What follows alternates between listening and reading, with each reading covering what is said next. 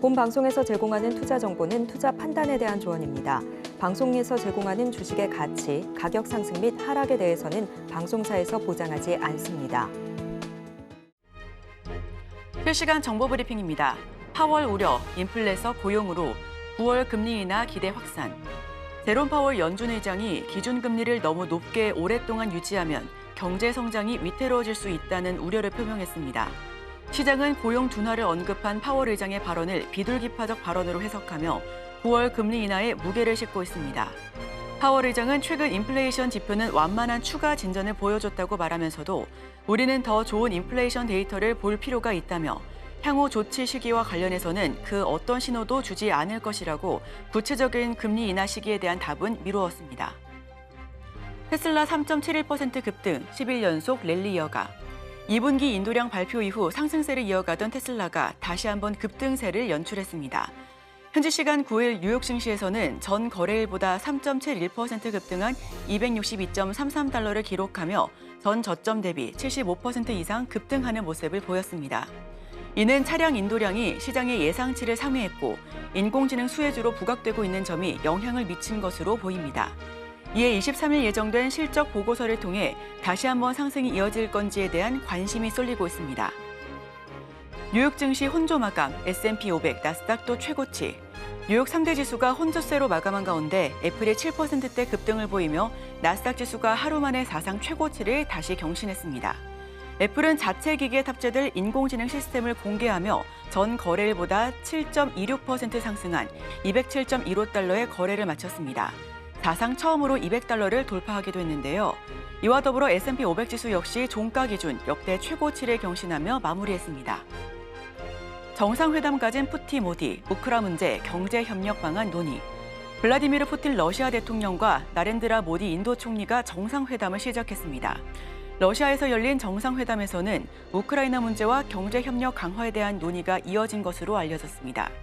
양측의 회담 이후 채택된 공동 성명에는 우크라이나 분쟁의 평화적 해결, 유엔 안전보장이사회 개혁 및 인도의 상임이사국 진출 지지, 양국이 공동 군사협력 활동을 이어간다는 내용 등이 포함됐습니다.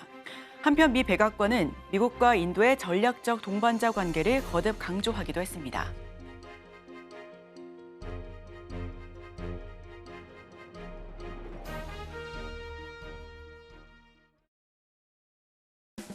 여러분의 성공 투자를 응원합니다. 안녕하세요. 증시7 진행을 맡은 이소연입니다. 간밤 미증시 3대 지수는 보합권 내에서 혼조 흐름을 연출했습니다. 나스닥과 S&P 500 지수는 또 한 번 사상 최고가를 보여주기도 했는데요. 금리 인하에 대한 기대감도 함께했지만 제롬 파월 미 연준 의장은 그 시점에 대해서는 함구하기도 했습니다. 때문에 시장에서는 실망감 또한 함께하고 있는 모습이었는데요. 더 자세한 소식은 이어지는 외신 브리핑을 통해서 말씀드리도록 하겠습니다. 수요일의 증시7 지금 바로 출발합니다.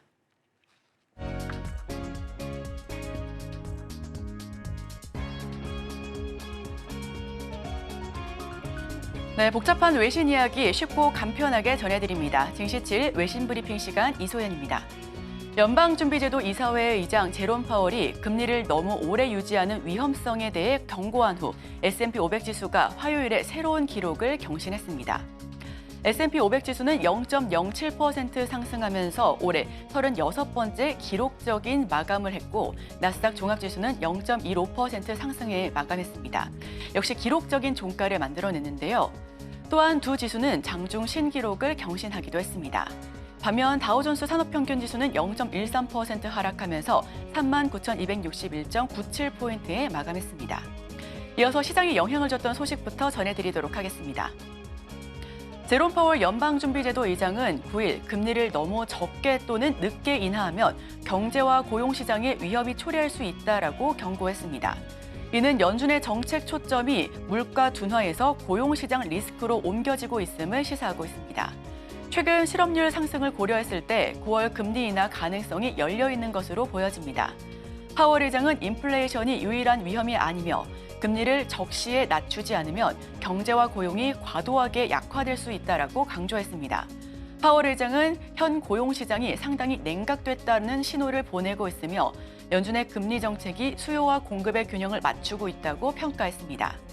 미국의 실업률이 여전히 낮지만 상승하고 있어 적정 시점에 금리 인하를 고려하고 있다고 해석됩니다. 최근 인플레이션 데이터는 다소 긍정적입니다. 6월 개인 소비지출 물가지수 상승률은 전년 대비 2.6%를 기록하며 둔화세를 보이고 있습니다. 파월 의장은 인플레이션이 2% 목표를 향해 지속 가능하게 나아가고 있다는 믿음이 더 공고해질 것이라고 평가했습니다. 파월 의장은 금리 인상보다는 금리 인하 가능성을 열어두고 있지만 구체적인 일정은 밝히지 않았습니다. 시장에서는 파월 의장이 9월 금리 인하 가능성을 제시한 것으로 평가하고 있습니다. 패드워치에 따르면 9월 금리 인하 가능성은 71.4%며 올해 2차례 금리 인하 가능성도 높게 평가되고 있습니다. 다음 소식입니다. 골드만삭스는 웰스파고의 실적 발표 전에 이 주식을 콜옵션으로 매수할 것을 추천하기도 했습니다. CNBC에 따르면 골드만삭스와 파생상품 리서치 책임자인 존 마샬은 웰스파고의 대출, 예금 성장 가속화와 잠재적 자산 한도 상향 조정 등으로 올해 하반기 웰스파고의 실적을 낙관적으로 보고 있다라고 평가했는데요.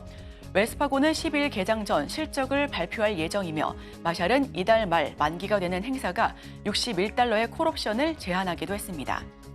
웰스파고는 올해 들어 주가가 20% 이상 상승했으며 골드만삭스는 웰스파고의 펀더멘탈이 기대치를 상회할 수 있다라고 분석하기도 했습니다.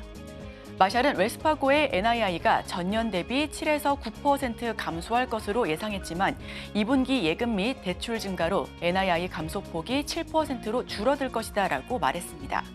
또한 연방준비제도가 자산 한도 제한을 해제하면 성장에 긍정적인 영향을 미칠 것이다라고 전망하기도 했습니다. 다음 소식입니다. 파라마운트의 글로벌 스카이댄스 미디어와의 합병을 최종 승인했습니다. 월스트리트 저널에 따르면 파라마운트 특별위원회가 이 합병을 지지하기로 선언한 건데요. 주요 주주인 사리 레드스톤 이사회 의장은 지난달 협상이 결렬되었으나 한 달 후 다시 협상에 합의하기도 했습니다. 이번 합의로 스카이댄스는 파라마운트의 지분 77%를 17억 5천만 달러에 인수합니다. 레드스톤 의장은 성명에서 산업 변화 속도에서도 강력한 콘텐츠를 유지하며 파라마운트를 강화하겠다라고 밝혔습니다. 스카이댄스는 파라마운트의 오랜 협력사로 성장 전략을 통해 회사를 발전시킬 계획입니다. 스카이댄스는 터미네이터, 미션 임파서블, 탑건, 매버릭 등으로 유명한 제작사이며 창립사인 데이비드 앨리슨이 새 회사의 이사회 의장과 CEO를 맡게 됩니다. 스카이댄스는 CBS 방송 브랜드를 강화하고 파라마운트 플러스와 플루토 TV의 수익성을 높이기 위해 디지털 플랫폼에 대한 투자를 확대할 계획입니다. 다음 소식입니다. 샤오미가 연간 1,000만 대의 휴대폰을 생산할 수 있는 스마트 공장을 본격 가동했습니다. 또한 샤오미는 첫 전기차의 생산 능력을 확충할 계획도 세우고 있는데요. 레이진 회장은 베이징 창평 지역에 위치한 새로운 스마트 공장이 공식적으로 문을 열었다라고 발표했습니다. 해당 공장은 24억 위안을 투자해 8만 1,000제곱미터 규모로 지어졌으며 대부분의 작업은 자동화된 지능형 로봇에 의해 이루어지고 있습니다. 여기에서는 샤오미 윅스 폴드 4와 플립 휴대폰을 생산할 예정이며 하루 최대 3만 대, 연간 약 1,000만 대를 생산할 수가 있습니다. 최근 샤오미의 휴대폰 판매는 빠르게 증가하고 있습니다. 시장 조사기관 카날리스에 따르면 지난해 샤오미의 글로벌 출하량은 1억 4,940만 대로 중국 내 1위를 차지하기도 했습니다. 올해 1분기에는 시장 점유율이 14%로 증가하며 삼성과 애플에 이어 세계 3위를 기록했습니다. 샤오미는 전기차 생산에도 집중하고 있으며 올해 3월 SU7 전기차를 출시하기도 했습니다. 베이징 이중의 자동차 공장은 2교대 생산 체제를 도입해 월간 1만 대 이상의 납품을 목표로 하고 있으며 배송 주기는 최대 5주 단축될 예정입니다. 다음 소식입니다. 중국 전기차 제조업체 비아디가 튀르키예에 10억 달러를 투자해 새로운 공장을 건설한다고 파이낸셜 타임스가 보도했습니다. 튀르키예 정부는 이 공장이 2026년 말부터 연간 15만 대의 전기차와 하이브리드 자동차를 생산할 예정이며 약 5천 개의 일자리를 창출할 것이다라고 밝혔습니다. 이번 발표는 이유가 중국산 전기차에 고율의 관세를 부과한 지 며칠 후에 나온 것입니다. 이유는 중국 정부의 보조금 정책을 이유로 중국산 전기차에 추가 관세를 부과할 계획을 가지고 있습니다. 시장 전문가들은 중국 자동차 제조업체들이 보호무역주의에 대응하기 위해 전략을 조정하고 있다고 보고 있습니다. UBS는 비아디가 헝가리에서도 공장을 건설 중이며 또 다른 공장을 계획하고 있다라고 밝혔습니다. 튀르키예는 비아디 외에도 현대차와 도요타, 르노, 포드 등과 협력해 자동차를 대량 생산하고 있으며 지난해 150만 대의 차량을 생산해 EU로 수출했습니다. 튀르키예 산업기술부 장관 메르헤드 파티오 가즈르트는 이번 협약이 튀르키예가 글로벌 투자와 첨단 기술의 중심지가 될 수 있을 것이다라고 평가했습니다. 다음 소식입니다. 일본의 주요 지수가 5일 만에 또 사상 최고치를 기록했습니다. 9일 니케이 지수는 전날보다 1.96% 상승하며 41,560에 거래 마감됐습니다. 이는 지수가 처음으로 41,000을 넘어선 기록입니다. 지수 상승은 미국 증시의 긍정적인 흐름과 강력한 기업 실적 덕분입니다. 특히 AI 관련 주식에 관심이 높은 해외 투자자들도 상승에 기여한 바 있습니다. 전날 미국 나스닥과 S&P 500 지수가 최고치를 기록했으며 이 영향이 도쿄 증시로 이어져 반도체 주식이 큰 폭으로 상승했습니다. 일본의 반도체 소재 제조업체인 제조낙 홀딩스는 실리콘밸리의 US 조인트 설립을 발표한 후에 8.6% 급등했습니다. US 조인트는 구글과 아마존과 같은 미국 대형 IT 기업의 수요에 대응하기 위해 반도체 조립 기술을 개발하는 것을 목표로 하고 있습니다. 도쿄 오카 공업과 도쿄 등 창업 기업들도 주가에 상승하기도 했습니다. 도쿄 일렉트로닉과 어드반티스트 두 반도체 장비 제조업체는 각각 약 4%의 상승률을 기록하기도 했습니다. 니혼게이자이 신문은 미국 증시의 영향 외에도 해외 투자자들이 5일머니 유입이 상승 원인이라고 분석하기도 했습니다. 한 시장 관계자는 한 증권사가 5일머니의 14개 주요 기업의 주식을 1,000억 엔어치 구입했다라고 언급했습니다. 다음 소식입니다. 사우디아라비아의 국영 석유회사 아람코가 내연기관 전문 제조업체 호스파워레인트의 지분 10%를 7억 4천만 엔 유로에 인수했습니다. 호스파워레인트는 중국의 지리그룹과 프랑스와 르노와 각각 절반의 투자에 설립한 회사로 휘발유와 경유, 에탄올 등 다양한 연료를 사용하는 엔진과 하이브리드 파워레인트를 제조합니다. 아람코의 아세르 부드르 부사장은 내연기관 차량을 완전히 근절하는 것이 큰 비용이 든다라고 말하며 내연기관이 매우 오랫동안 존재할 것이다라고 전망했습니다. 아람코는 2050년도에도 절반 이상의 자동차가 여전히 연료를 사용할 수 있을 것으로 보고 있습니다. 전기차 판매 증가율이 둔화되고 보호무역주의가 강화되면서 내연기관 차량의 미래는 다시 밝아지고 있습니다. 호스파워레인트의 마리타드 지아니니 CEO는 2025년, 2040년 이후에도 내연기관 차량이 상당수 존재할 수 있을 것이다라고 믿고 있으며 회사는 여러 자동차 업체들과 엔진 공급을 협상하고 있다라고 밝혔습니다. 호스파워레인트는 전 세계 17개 공장을 보유하고 있으며 연간 320만 대의 생산 능력을 500만 대로 늘릴 목표를 가지고 있습니다. 오늘 준비한 외신 소식은 여기까지입니다. 이어서 국내 소식과 더불어 오늘의 일면에서 전문가들의 수혜주까지 만나보시길 바랍니다.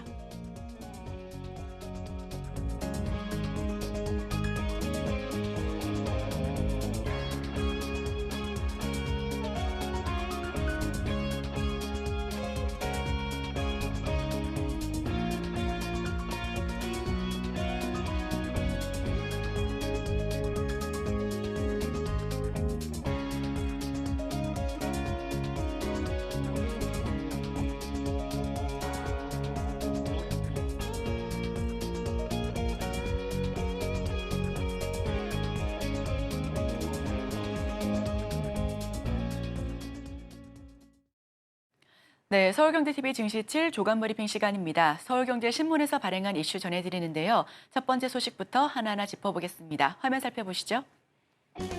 반도체 보조금 직접 지원, 여당 스트롱 K 칩스법 발의. 첫 번째 소식으로 전해드립니다. 최근 더불어민주당이 여당인 국민의힘보다 강력한 반도체 산업 지원 특별법을 발의하자 여당이 8일 반도체 투자 기업에 직접 보조금 지원을 허용하는 파격적인 법안을 발의했습니다. 미국과 중국, 일본, 대만은 물론 유럽까지 반도체 산업 패권을 잡기 위한 지원에 나서자 여당은 반도체 산업의 빠른 지원을 위해 야당과 원샷 입법을 협의하기로 한 건데요. 8일 반도체 산업 경쟁력 강화를 위한 스트롱 K 칩스법을 발의했습니다. 국가 반도체 산업 경쟁력 강화 및 보호를 위한 특별법, 조세 특례 제한법 개정안, 그리고 정부 조직 법안 개정, 이 3개 법안을 패키지로 묶은 데 의의가 있습니다. 이는 21대 국회 임기로 만료로 폐기된 K칩스법보다 세제 혜택을 강화했을 뿐 아니라 반도체 투자에 미국처럼 정부의 직접 보조금 지원을 허용한 것이 특징적이다라는 평가를 받고 있습니다. 전력 용수 등 반도체 산업을 위한 핵심 인프라 조성에 정부와 지방자치단체의 지원을 확대하고 주 52시간제 적용도 예외를 둔 데에 특징적인 부분인데요. 임시투자 세액공제 3년제 도입했고요. 야당표 K칩스법과 큰 틀은 동일합니다. 여야 지도부 간 원샷 입법이 필요하다라는 부분에 모두가 동의했네요. 다음 소식으로 넘어갑니다. 대기업 90% 하반기 투자 늘리거나 유지한다. 국내 기업 10곳 중 4곳이 인공지능 관련 투자를 준비하고 있습니다. 고금리와 고환율 등 경영상 불확실성이 커져가고는 있지만 미래에 대한 투자는 늘려가겠다라는 뜻으로 해석되고 있는데요.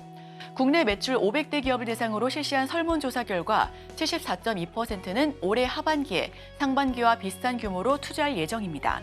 투자 규모를 확대하겠다라는 응답은 16.7%, 줄이겠다라는 비율은 9.1%에 불과했습니다. 하반기 투자를 늘리겠다라고 한 기업들은 노후된 기존 설비 교체 개선과 업황 개선에 대한 기대감을 각각 주요 이유로 꼽았고요. 불안계의 적극적인 투자로 경쟁력을 확보하겠다라는 응답도 13%를 넘어섰습니다. 전반적인 투자 심리도 개선된 것으로 보여지는데요. 500대 기업을 대상으로 설문조사를 펼쳤고요. 44%가 하반기 AI 투자를 확대하겠다라고 설명하고 있습니다. 다음 소식입니다. 한 달 새 21% 빠진 비트코인, 마운트곡스 리스크, 단기 충격. 네, 다음 소식 전달드립니다. 최근 한 달 동안 비트코인 가격을 끌어내린 마운트곡스 리스크가 단기 충격에 그칠 것이다라는 전망이 우세합니다. 현재 비트코인은 전월 대비 21% 떨어진 54,424달러에 거래되고 있는데요. 비트코인 가격이 55,000달러 아래로 떨어진 건 올해 2월 이후 처음입니다. 비트코인 급락 이후로 2014년 파산한 마운트곡스의 비트코인 상환이 꼽히고요. 마운트곡스는 이달 5일부터 채권자 상환을 시작했습니다. 약 14만 개의 비트코인을 갚아야 될 의무가 있고요. 비트코인 전체 유통량이 1% 정도에 불과하지만 공급량이 늘면 가격이 떨어질 수 있다는 우려가 시장의 불안을 부추긴 것으로 평가되고 있습니다. 업계에서 마운트곡스의 채권 상황은 이미 예고된 사안이라며 상환된 모든 비트코인이 즉시 시장에 풀리는 것은 아니라 시장의 우려가 과장됐다라고 설명하기도 합니다. 전문가들은 마운트곡스 리스크는 단기 충격에 그칠 가능성이 높다며 마운트곡스의 상환 마감은 올해 10월로 예정되어 있어 특히 이더리움 현물 ETF 승인, 미국의 기준금리 인하, 대통령 선거 등의 이슈들이 하반기에는 비트코인 가격 상승을 이끌 것으로 내다보고 있습니다. 현재 비트코인은 최근 한 달 새 계속해서 하방 압력을 받아가고 있습니다. 지금 현재 7월 8일 기준으로 1.97% 약 2% 소폭 오르긴 했습니다만 57,568불에 그치고 있고요. 이더리움 역시 2% 오르긴 했지만 전반적으로 하방 압력을 받아가고 있는 시장 분위기를 확인하실 수가 있습니다. 파산한 거래소 채권 상환을 돌입했습니다. 다만 시장 우려가 과장됐다라는 분석이 잇따르고 있습니다. 다음 소식입니다. 반도체 새 먹거리, 모바일 디램, 적층 경쟁 시작됐다. 반도체 소식 전해드립니다. 삼성전자와 SK하이닉스가 HBM뿐만 아니라 스마트폰용으로 쓰이는 LPDDR 디램 분야에서도 쌓기 경쟁을 벌이고 있습니다. 저전력이 장점인 LPDDR 디램은 전력 절감이 과제인 AI용 시장에서 활용되고 있는데요. HBM과 함께 디램 제조사의 새로운 먹거리로 각광받고 있습니다. 삼성전자는 VCS 디램을 내년 1분기까지 개발 완료한 이후 2026년에 양산하겠다라는 목표를 가지고 있고요. VCS 메모리는 LPDDR 디램을 마치 HBM처럼 4층으로 적층한 제품입니다. VCS는 HBM에서 사용되는 DDR 디램이 아닌 LPDDR 제품을 쌓는 것이 특징적인데요. LPDDR 디램은 스마트폰, 노트북, PC 등 모바일 DB에 장착되는 디램입니다. 저전력이라는 뜻인 로우 파워에 앞글자가 붙여졌는데 기존 DDR 디램보다 전력 소모가 상당히 적다라는 점이 특징입니다. 배터리 수명이 중요한 모바일 기기의 안성 맞춤이고요. 지금까지 IT 회사들은 LPDDR 디램을 AP 옆에 모듈 형태로 장착했습니다. 삼성의 VCS 기술은 자층으로 쌓은 LPDDR 디램을 AP 바로 위에 얹히는 것이 차이점이고요. LPDDR 디램과 AP 사이의 거리가 짧아져 앱 실행 속도와 AI 구현이 더 신속해질 수 있다는 장점이 있습니다. 데이터 이동 통로를 수직 배선으로 연결한 것 역시 디램 적층과 속도 개선에 도움을 줄 것으로 보여지고요. SK하이닉스 역시 삼성전자가 쓰는 이름이 아닌 VF5라는 새로운 이름으로 제품을 개발하고 있습니다. SK하이닉스는 얇은 두께의 칩이 필요한 모바일 D램 시장에서 최적의 솔루션이 될 것이다라고 자신감을 내비쳤는데요. VF5의 기계적 우수성 등을 밀었을 때 최고의 D램 제품으로 자리매김할 가능성이 높다라고 업계는 평가하고 있습니다. 반도체 회사들이 LPDDR D램의 혁신을 모색하고 있는 것은 AI 시장에서 D램의 쓰임새가 더욱 늘어날 것으로 보고 있기 때문입니다. 세계 IT 빅테크들이 초대형 AI용 데이터 센터를 구축하는 것 외에도 일반 소비자들이 AI를 직접 활용할 수 있는 온 디바이스 기기가 시장 전반에 확산되고 있는 것도 한몫하고 있고요.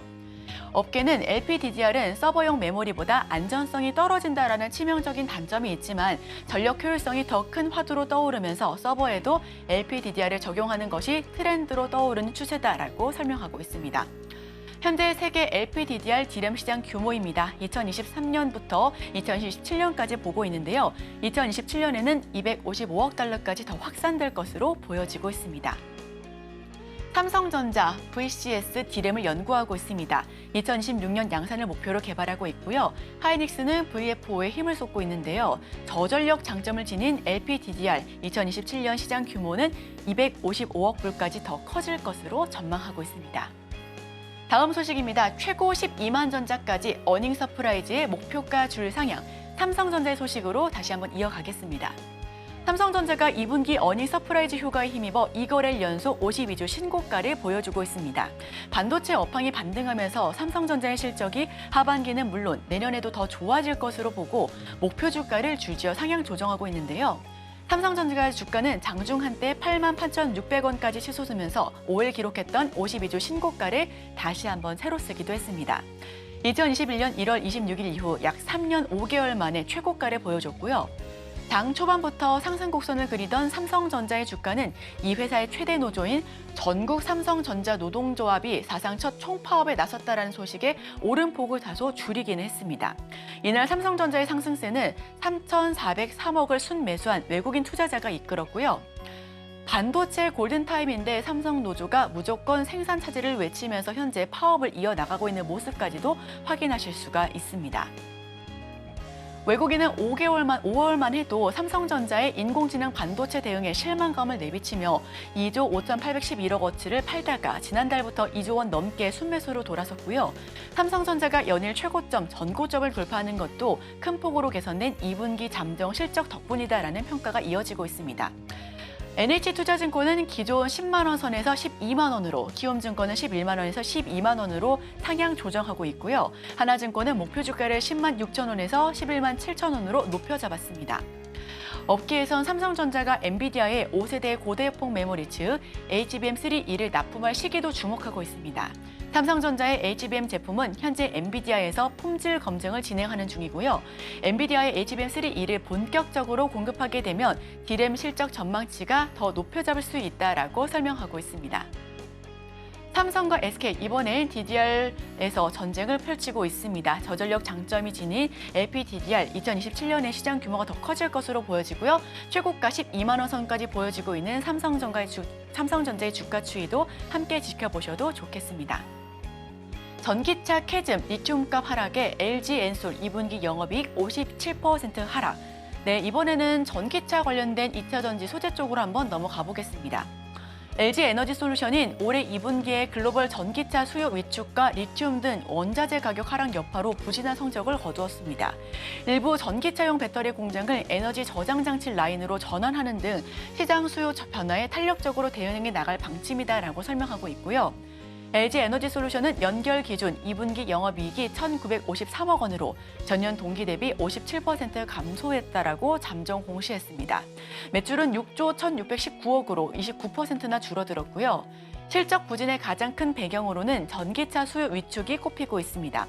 전방 산업인 전기차 시장의 성장 둔화로 공장 가동률이 떨어지면서 고정비에 대한 부담이 커진 것으로 파악되고 있습니다. 여기에 리튬, 니켈 등 원재료 가격 하락도 악재로 작용되고 있는데요. 원재료 가격이 떨어지면서 역레깅 효과가 발생해 배터리 회사의 수익성을 떨어뜨리고 있습니다. 단 북미 판매 확대에 힘입어서 첨단 세액 공제가 늘며 영업이익은 개선했는데요. 매출도 북미 완성차 물량에 적극적으로 대응하고 전력망용 ESS 매출이 확대되면서 소폭 늘어나기도 했습니다. 매출은 6조 넘게 30% 꺾였지만 북미 시장에서 ESS 부문은 선방했다라는 부분까지도 함께 챙겨가시길 바랍니다. 네, 제가 준비한 소식은 여기까지입니다. 계속해서 오늘의 일면을 통해 전문가와 수혜주까지 찾아보도록 하겠습니다. 저희와 끝까지 함께 하시죠.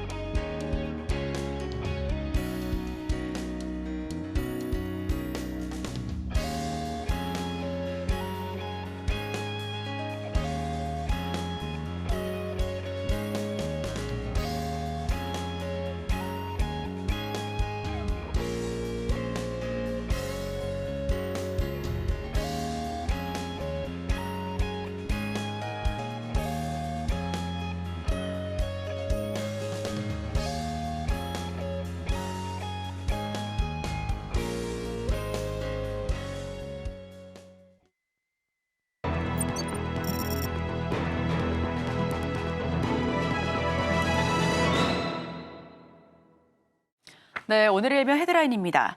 변압기 호황, 산일전기 IPO 잭판 노린다. 헤르메스스타 김신 팀장 함께합니다. 어서 오세요. 네, 안녕하세요. 네, 사실 우리 김신 팀장은 변압기 관련해서 지속적으로 가지고 오고 계신데요. 예전에 재룡전기 꼽아주셨던 것도 기억이 나고요. 헤드라인 풀어주시죠. 일단 작년부터 계속해서 이야기를 했던 부분들인데 좀 작년에도 좋은 흐름들이 나타났고 상반기까지 좋은 흐름이 나왔고 5월부터 살짝 좀 쉬어가는 국면이 있긴 하지만 그럼에도 불구하고 변압기 같은 경우에는 제2의 사이클이 돌면서 계속 관심을 모아지고 있는 구간이라 보시면 좋을 것 같습니다.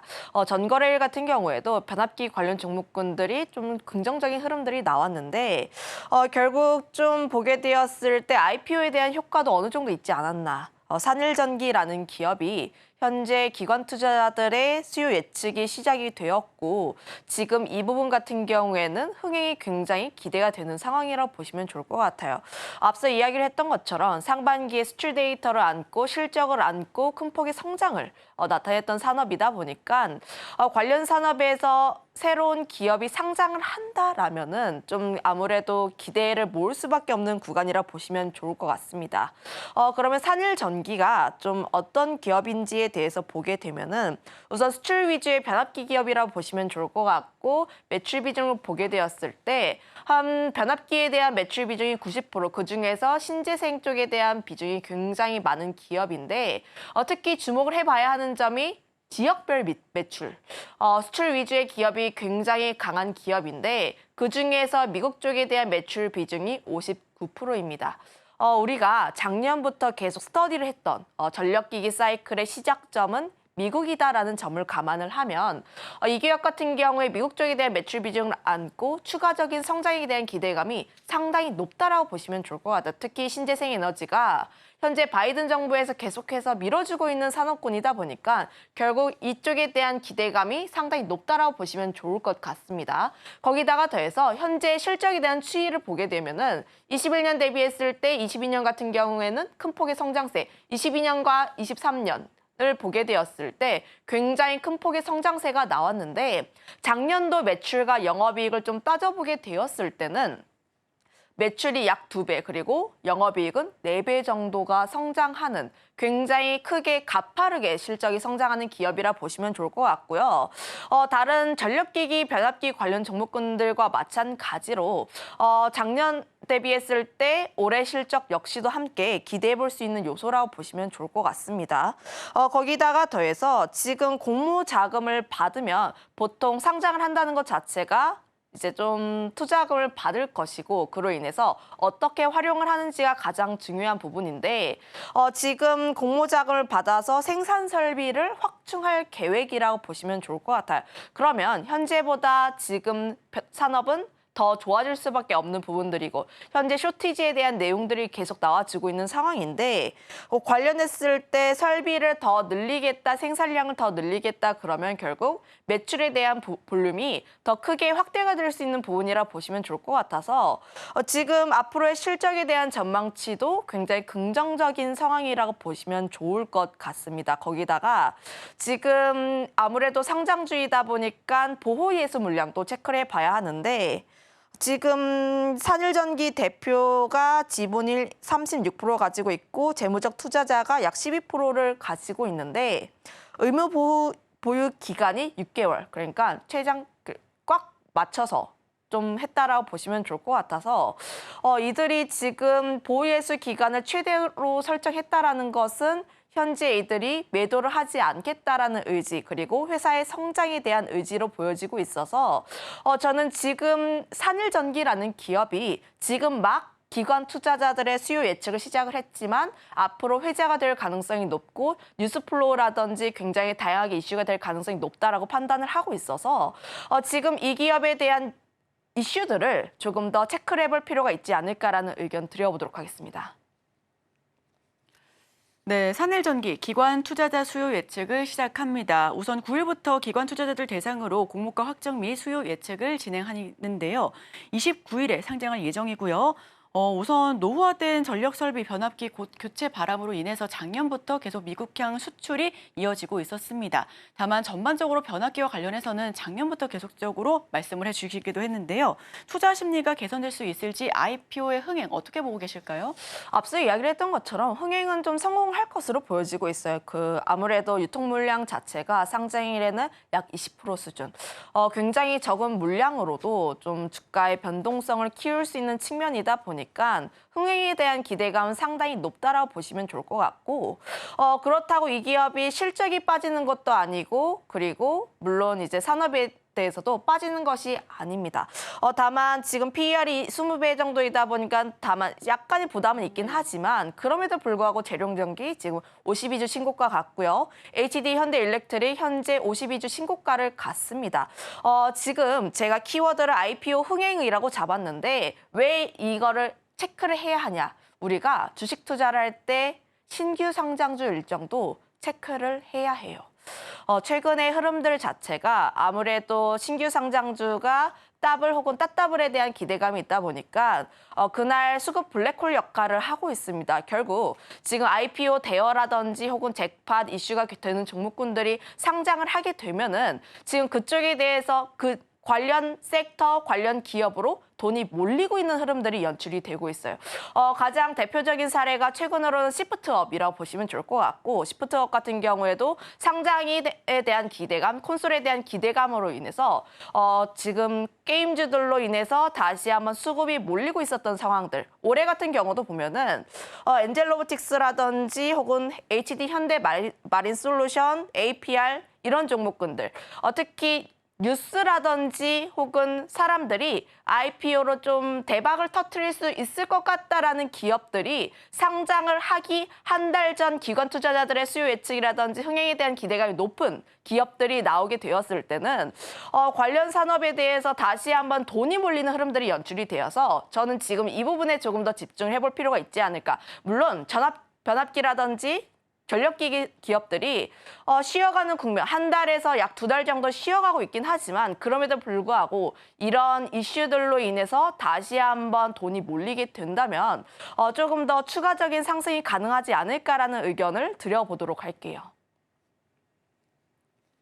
네, 오늘의 키워드는 IPO 흥행 기대감으로 잡아봤습니다. 우선 최근 전력기기 관련주들 목표가도 줄지어 상향 조정하고 있고요. IPO 흥행 시 관련 산업에 대한 긍정적인 흐름도 연출된 바가 많기 때문에 그런 사례들까지도 함께 챙겨가시길 바랍니다. 실적도 산업에 대한 기대감도 함께 하고 있으니까요. 해당 종목 꼼꼼하게 지켜보시면 좋을 것 같고요. 최근의 사례로는 시프트업, 게임주 반짝이나마 움직였기 때문에 이 IPO 일정까지도 함께 지켜보면 좋겠다라는 말씀을 해주셨습니다. 최근 전력기기 관련주 목표가가 줄지어 상향 조정됐다라고 하는데 해당 종목들 어떤 종목들이 있었을까요? 이번 주도 그렇고 특히 어제 같은 경우도 그렇고 그렇고 지금 전력기기, 특히 변압기 관련 종목군들에 대한 목표 주가 상향 흐름들이 나와주고 있는데 결국 지금 저는 그렇게 생각을 하고 있습니다. 7월부터 실적 시즌이 나오고 있고 특히 그거에 맞춰서 목표 주가를 상향하는 기업들에 대한 관심이 모아지고 있는 구간이라고 보시면 좋을 것 같아요. 아무래도 현재 시장 자체는 주도주의 부재로 인해서 중소형 쪽에 대한 순환매 흐름들이 나와주고 있는 상황인데 그러면 가장 중요한 것은 이슈입니다. 이슈를 좀 크게 튀어오를 수 있는 부분들이 리포트로 인해서 목표 주가를 좀 크게 상향하는 부분들 종목군들이 다시 한번 움직이는 경향이 있어서 저는 최근 시장에서 리포트를 굉장히 많이 읽는 것이 중요하다라고 판단을 하고 있는데 어제 3대 전력기기 관련 종목군들에 대한 목표 주가가 약 20% 정도 상향하는 리포트들이 굉장히 많이 나왔어요. 내용들을 읽어보면은 2분기 실적 컨센에 좀 부합할 예정이고 여전히 전력기기 사이클에 대해서는 꺾이지 않았다라는 내용들이 주를 이루고 있습니다. 결국 실적 시즌이다 보니까 2분기 실적을 확인하려고 할 것이고 그리고 이들이 목표 주가를 산정을 하는 것 자체가 펀더멘털에 근거해서 실적에 근거해서 목표 주가를 산정을 하기 때문에 앞으로 성장에 대한 기대감도 충분히 열려 있다라고 보시면 좋을 것 같습니다. 특히 HD 현대일렉트릭이 대장주의 역할을 하고 있는데 주가가 30만 원에서 33만 원 좀 약간 지지부진하면서 조금씩 올라가는 국면이 있었어요. 그런데 그런 상황에서 목표 주가를 37만 원까지 올린 리포트가 나왔기 때문에 상방은 추가적으로 조금 더 열렸다라고 보시면 좋을 것 같고 당연히 HD 현대일렉트릭이 움직이면 그 아래에 있던 다른 종목군들 역시도 함께 올라갈 가능성이 굉장히 높습니다. 물론 우리가 변압기라든지 전선 종목군들 알고 있던 내용들은 스토리가 대다수예요. 작년부터 시작이 되었던 내용들인데 미국 쪽에 대한 시작들 특히 AI 쪽에 대한 이야기들 아무래도 변압기 쪽을 이야기를 했을 때 지금 AI와 미국을 빼놓고 이야기를 할 수가 없는데 현재 노후화된 변압기도 굉장히 많고 특히 재생에너지에 대한 프로젝트가 많지만 그럼에도 불구하고 변압기에 대한 부족 내용이 계속해서 나와주고 있다라고 보시면 좋을 것 같아요. 특히 데이터 센터 같은 경우도 미국에서 계속 지어지고 있다 보니까 현재 변압기는 쇼티지 현상이 지속이 되고 있다라고 보시면 좋을 것 같은데 그러면 여기서 작년부터 이야기를 했던 그 스토리가 현재에도 이어지고 있는지 여부를 우리가 조금 더 확인을 해야 합니다. 굉장히 다양한 지표들을 우리가 확인을 해야 하는데 관련했을 때 여전히 변압기 같은 경우에는 미국에서 제조할 수 있는 능력 자체가 거의 좀 적다라고 보시면 좋을 것 같고 기술이라든지 비용적인 측면에서 산업에 대한 진입장벽 자체가 굉장히 높다 보니까 이런 부분들 같은 경우는 우리가 조금 더 확인을 해볼 요소라고 보시면 좋을 것 같아요. 거기다가 더해서 현재 전력기기 주문 지표 같은 경우도 기록을 갱신 중에 있다라고 보시면 좋을 것 같은데 관련했을 때 넥스테라 에너지처럼 유틸리티 기업들 역시도 캐펙스에 대한 규모도 증가하는 흐름들이 나와지고 있고 수주에 대한 잔고 자체도 함께 성장 중에 있다 보니까 저는 지금 변압기 기업들 작년부터 큰 랠리를 이어갔는데 현재 실적 대비했을 때 그리고 앞으로 이제 수주를 대비했을 때 추가적인 상승이 더 가능하지 않을까라는 의견을 드려보도록 하겠습니다. 네, 최근 전력기기 관련주들 목표 주가 일제히 상향 조정하고 있다라고 말씀을 해주셨습니다. HD 현대일렉트릭의 목표 주가는 28만 원 선에서 37만 원으로 LS 일렉트릭 역시도 27만 원 선까지 올려잡았는데요. 효성중공 그리고 계속해서 올려잡고 있는 종목들 줄지어 나오고 있습니다. 다만 여기서 전력기기 사이클이 여전히 확장 국면에 있다라는 말씀과 함께 특히나 데이터 센터, AI 쪽으로 확장세가 몰려들면서 변압기가 지속적으로 필요한 상황이다라고 말씀을 해주셨는데요.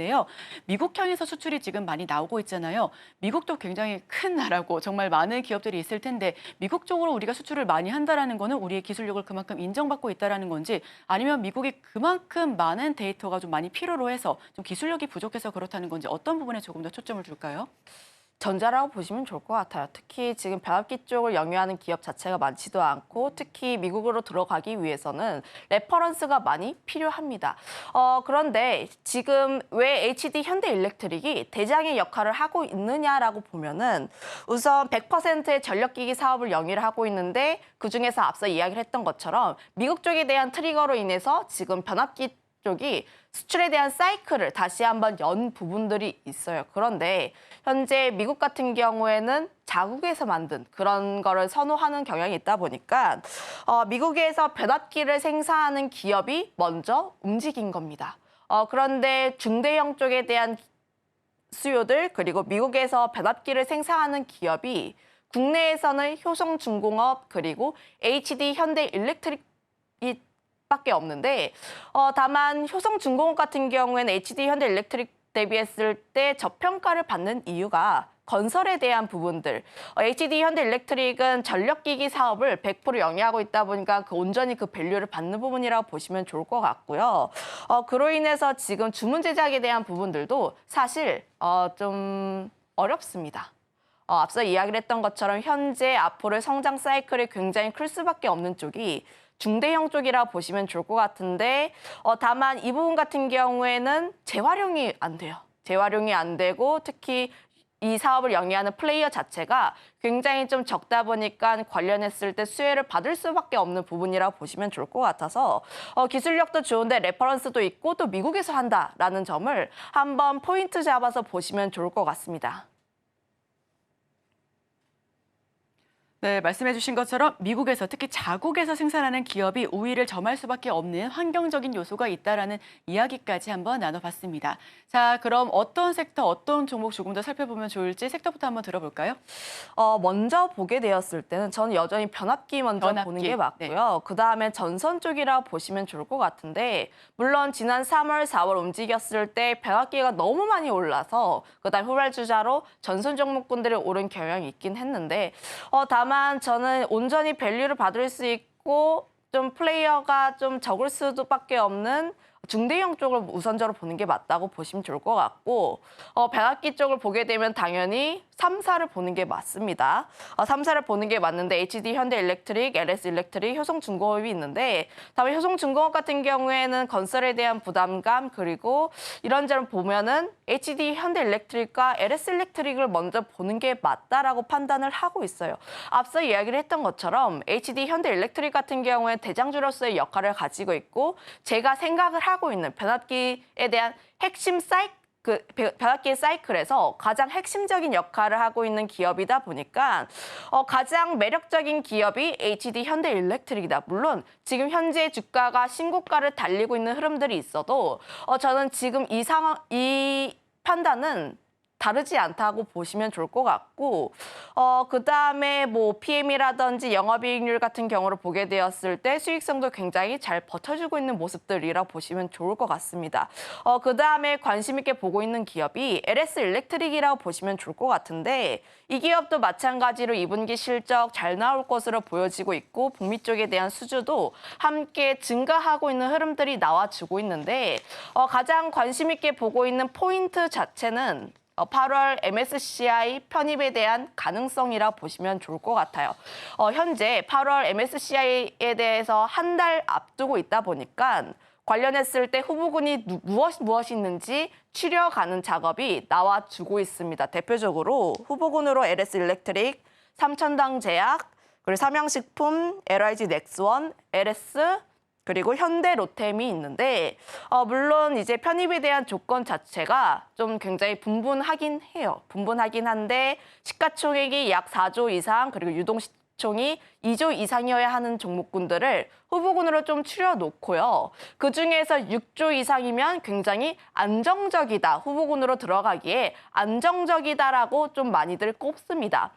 그중에서 이제 후보군 중에서 6조 이상이 넘어가는, 그러니까 시총이 6조 이상이 넘어가는 기업은 LS일렉트릭이라 보시면 좋을 것 같고 나머지 기업들 같은 경우에는 시총이 약 4조에서 5조 사이라고 보시면 좋을 것 같은데 관련했을 때 MSCI 편입에 대한 이야기가 나오게 되면 당연히 외국인 수급에 패시브 자금이 들어올 수밖에 없고 그 기대감으로 인해서 보통 통상적으로 한 달 전부터 두 달 전 에서 주가가 다시 한번 올라가는 경향들이 있기 때문에 저는 지금 현재 이 시점에서 이 이벤트를 한 번 더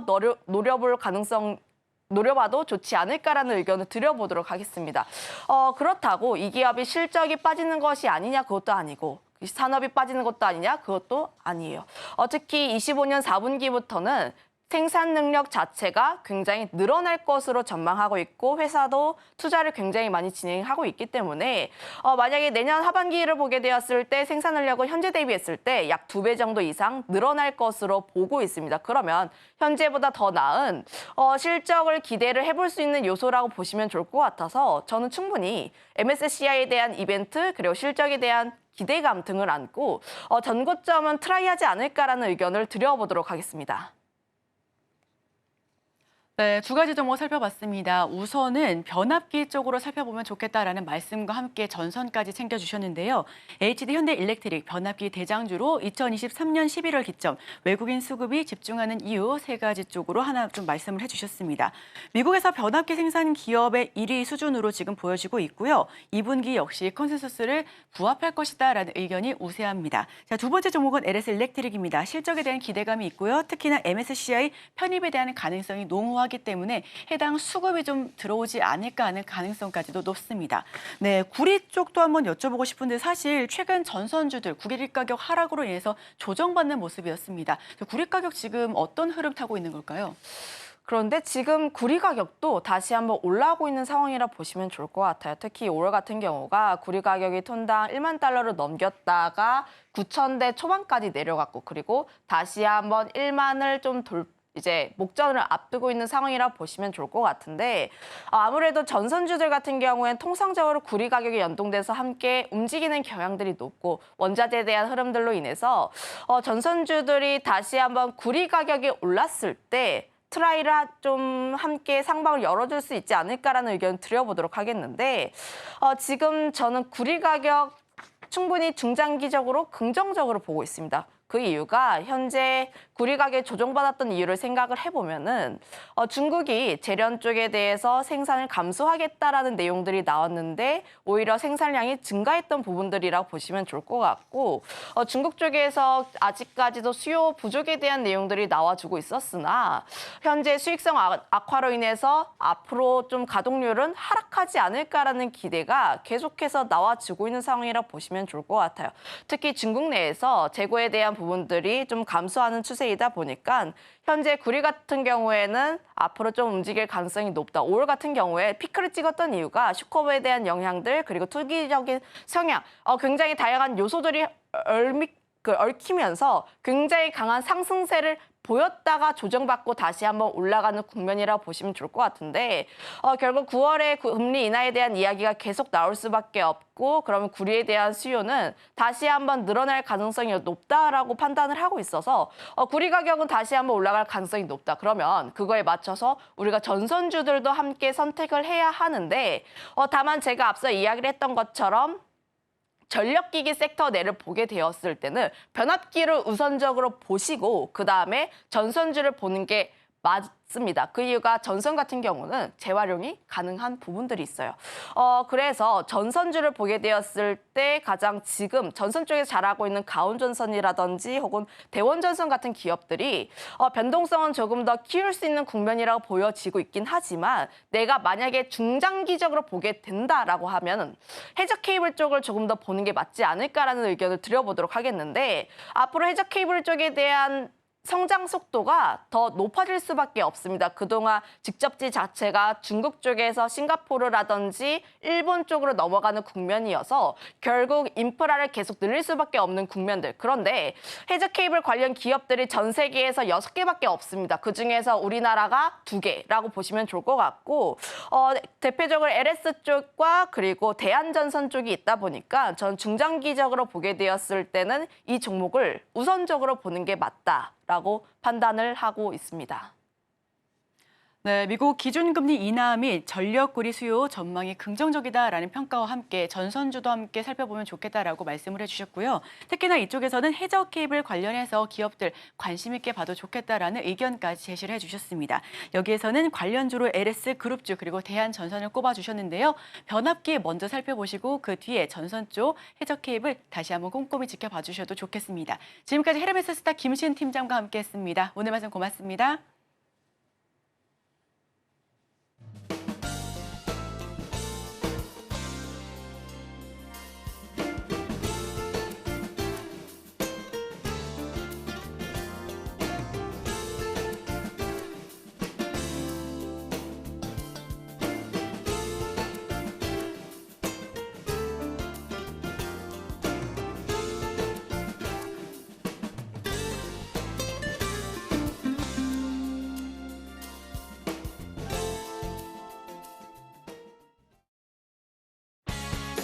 오늘의 핵심 요약 세 줄입니다. 오늘 TSMC 6월 매출 발표하는 날입니다. 관련된 종목군들의 흐름 살펴보면 좋겠습니다. 변압기 호황 산일전기 IPO 재판 노린다. 오늘 관련주로 해저 케이블 쪽 전선 그리고 변압기 관련주 꼽아봤고요. 마지막으로 HD 현대일렉트릭과 LS 일렉트릭 상세히 살펴봤습니다. 네, 제가 준비한 소식은 여기까지입니다. 잠시 후 증시8 오늘의 승부주가 방송되니까요. 저희와 끝까지 함께 하시길 바랍니다. 저는 내일 이 시간에 또 찾아뵙도록 하겠습니다. 함께해 주신 여러분 오늘도 고맙습니다.